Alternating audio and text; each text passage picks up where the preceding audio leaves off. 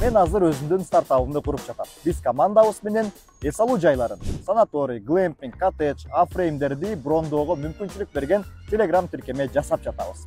Ушул жолдо мен ар тармактагы ар кандай адистердин кызматына муктаж болдум. Программист, маркетолог, таргетолог, ал тургай юрист, бухгалтердин дагы жардамы керек болгон учурлар болду. Стартап үчүн бөлүнгөн инвестиция бардык чыгымдарды жаппайт, а мага эч ким акысыз кызмат көрсөтпөйт.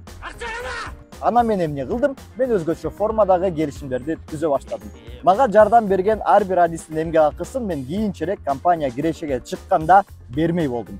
Муну мен болуп кеткенде берем деп тамаша түрүндө айтып атам. А что, так можно было, что ли? Мен иштешкен адистердин бардыгы бул келишимге көнүп атышат.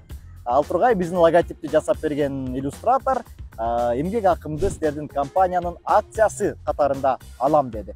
Ошентип биздин келечектеги бир акционерибиз пайда болду. Мындай келишим түзүлгөндө менде дагы жоопкерчилик күчөйт экен, мага кызмат көрсөткөн адистер дагы компаниянын өнүгүп кетиши үчүн чын дили менен иштеп берет экен. Мындай сонун келишим түзгөнүм үчүн мен өзүмдү аябай гений эсептеп жүрсөм, көрсө ушул сыяктуу форма дүйнөдө эч ак эле бар экен. Орусиялык ишкер инвесторлор Дэвид менен Даниил Либермандар, бир тууган Либермандар адамдарга инвестиция салуу концепциясын эч ак эле ойлоп таап өнүктүрүп атышты. Элестетиңиз, алар сизге айталы $1 миллион беришет, сиз ага бардык базалык муктаждыктарыңызды жабасыз, болгон көңүлүңүздү бизнесиңизге, стартабыңызга, долбооруңузга арнайсыз.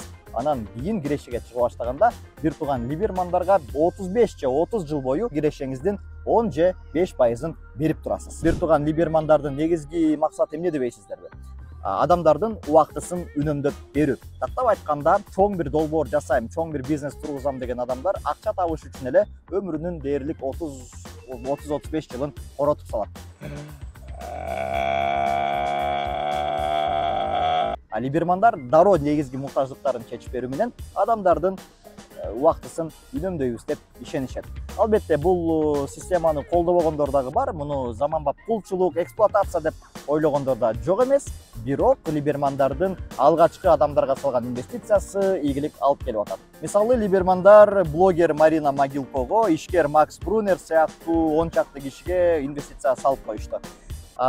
Сиз ушундай шартта иштөөгө макул болот белеңиз? Келечекке инвестиция салуунун ушундай түрүнө кандай карайсыз? Комментарий жазыңыз. Кептен уралы. Баса, бизнестеги, стартаптагы, технологиялардагы жаңылыктардан артта калбаш үчүн бизнестеге катталып кой.